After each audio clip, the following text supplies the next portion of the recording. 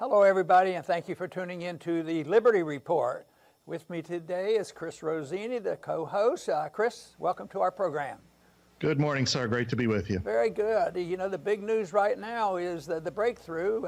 Our president will be talking to jong-un, and maybe some good will come of it. At least we're keeping our fingers crossed and claiming this is a little bit of good news, and it's as sure as a shocker. Sometimes I think the president likes to shock people, and he doesn't follow a consistent pattern in a philosophy, but consistently he likes to shock people, so somebody should have predicted he would do exactly this, because he has sort of surprised a lot of people, but he has really stirred up his enemies. You know, some people won't give him an inch, no matter what he does. It's hate him regardless, and I thought it was interesting that some of those neocons was apoplectic. They were so angry and upset because what are they going to do? And it's almost like, well, we hope it fails, and it could lead to war, and we do need a war because it would be worth it. That's Lindsey Graham's argument.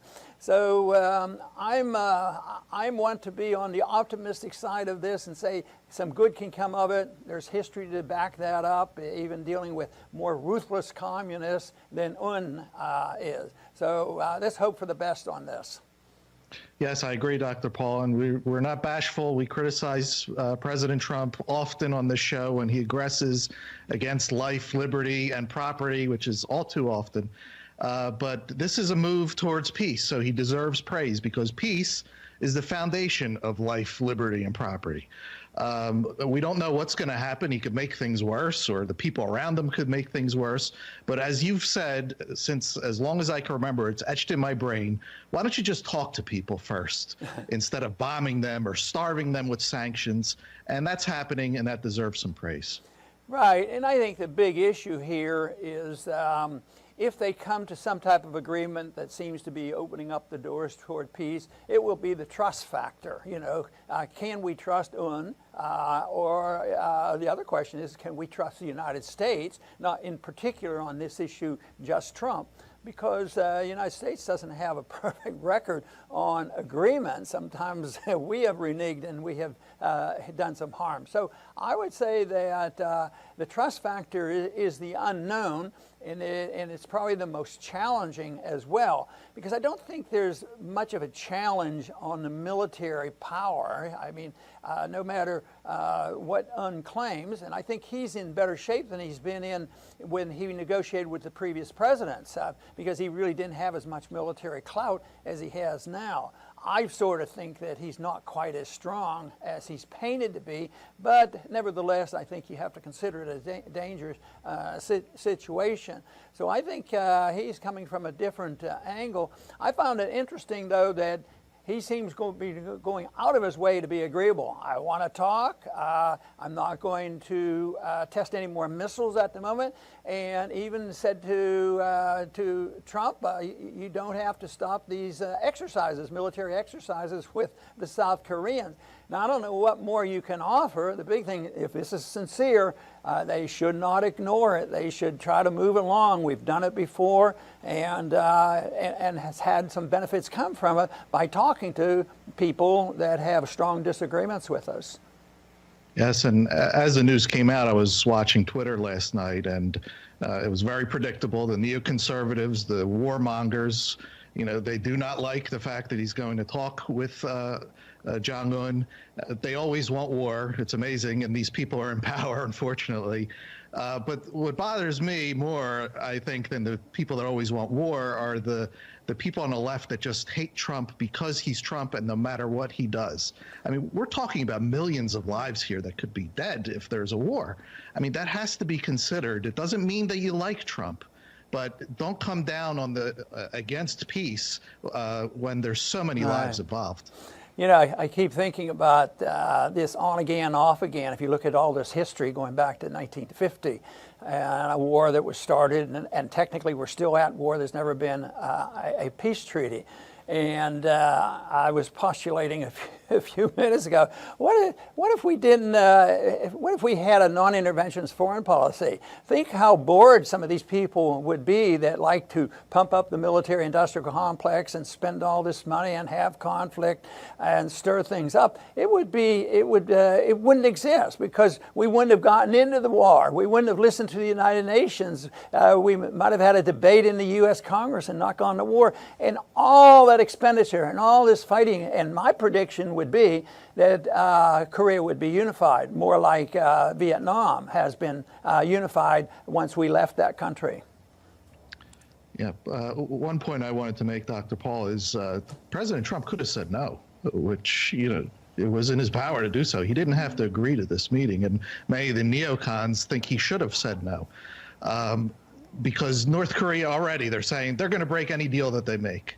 And how ironic. I mean, if you think about, as you mentioned earlier, the deals that we've broken with Russia, moving NATO towards their borders, and now, even right now, with President Trump and Iran looking to get out of the Iran deal just because he doesn't like the spirit of it.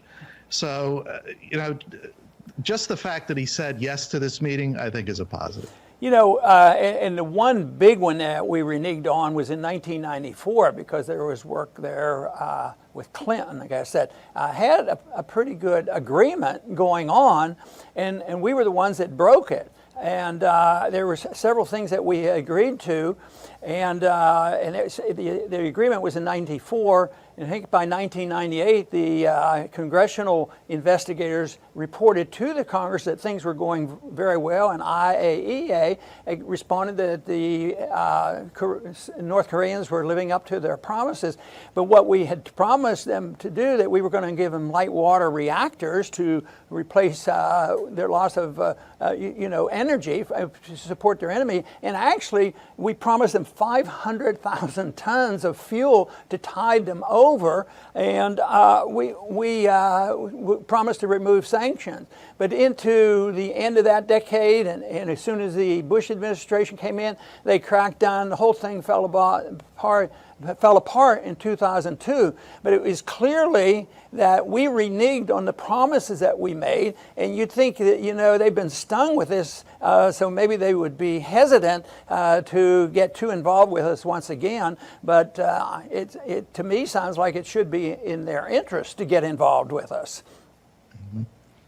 To close for me, Dr. Paul, I'll give my one wish, and I hope that it ultimately, and who knows if it's a long shot or not, leads to bringing the troops home from Korea, because we know that bothers Jong-un. It's probably his main motivation for seeking nuclear weapons or having nuclear weapons, whatever the deal is. But not only having troops there, but having these military exercises on his border. So if the troops could come home, that would be huge.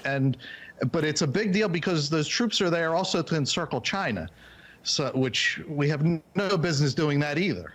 So hopefully someday, if those troops come home, we'll know that maybe change is in the air. There's one argument has been made and will be made, and I'm sure the president will make it, is they're responding to our tough policy. We put on the sanctions, and we are tough, and we've told them that we're going to spend more money on the military, and it's a military intimidation. I would like to think that that is not the most successful way to have, negotiations with another country. That was said when the Soviet system came down, and this was a consequence of Reagan dealing with Gorbachev in '87. And whoever believed that an agreement on weaponry in '87 would lead 2 years later to the downfall of the Berlin Wall. But the argument still goes on. The only reasons the Soviets caved in was because they went bankrupt. This is what they argued. We built up, and they had to build up, and they went bankrupt. That wasn't it. The communist system was bankrupt. It didn't work, and that's why it didn't happen. So they had an economic need to do something with the United States, and I think they came to that agreement, and the Soviet system, fell apart. But we dealt with Mao Zedong, with Nixon, and that opened up the doors there. I was pretty much thinking about what was going on when Kennedy was talking about the missiles in Cuba. At that time, nobody knew that we agreed to take weapons away from out of Turkey, and we also, agreed to not ever invade Cuba, which is amazing. That was part of the agreement, and we haven't. We have maintained that, but. I think that many times we've made these agreements and we've lived up to them. And in World War II, just think we were dealing with probably one of the most ruthless dictators ever, Stalin. And well, it's in our interest to do that. So there's a lot of looking past that. But I really think that the risk here is minimal.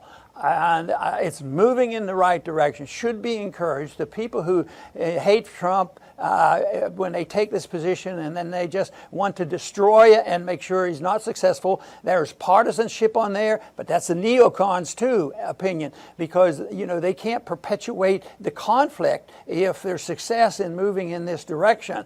So I think we should all be very pleased with what's happening. It'll be very interesting to see what happens in the next 2 months. But I do believe that with what the North Koreans have given so far, that we have to do something.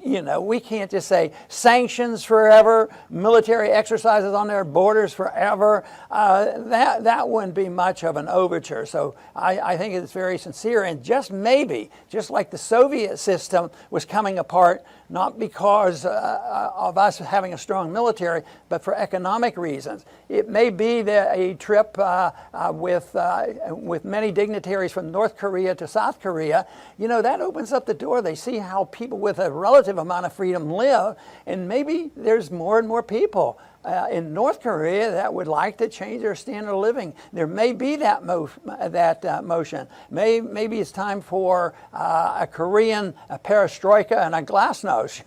Open it up, let's talk about it, and move in that direction. So let's hope that will be the consequence. If that is the case, I'll be happy about it. But I want to thank everybody for tuning in today to the Liberty Report. Please come back soon.